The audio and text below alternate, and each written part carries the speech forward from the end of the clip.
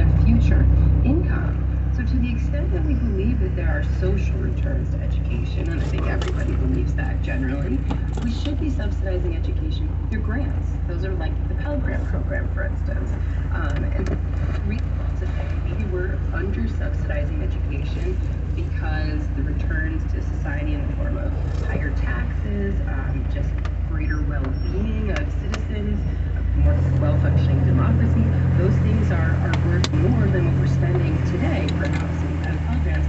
That should not mean that we're giving a blank check, because again, this is enabling students to invest in themselves rather than investing their taxpayer dollars in the future of our country.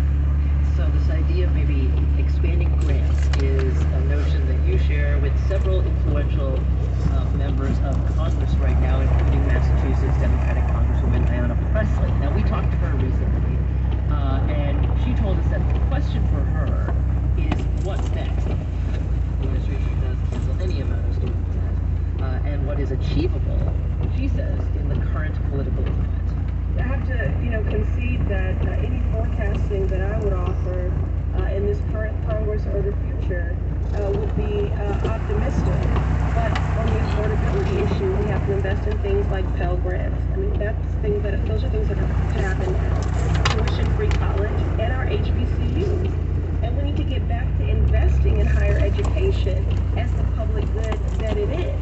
Representative Preston pointed to recent action against for-profit colleges as a success that policy can be built on.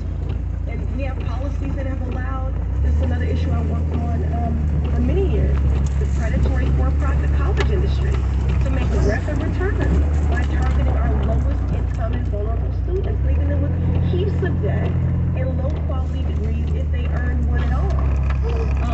Other folks are working on the issue of student loan debt argue for helping graduates based on their income after graduation. We mentioned this a little earlier, but Representative Pressley believes that isn't actually as fair as it sounds. We tie debt relief, to income, but I think we fail to address the ways in which student debt has exacerbated specifically the generational wealth gap of Black and brown communities in particular.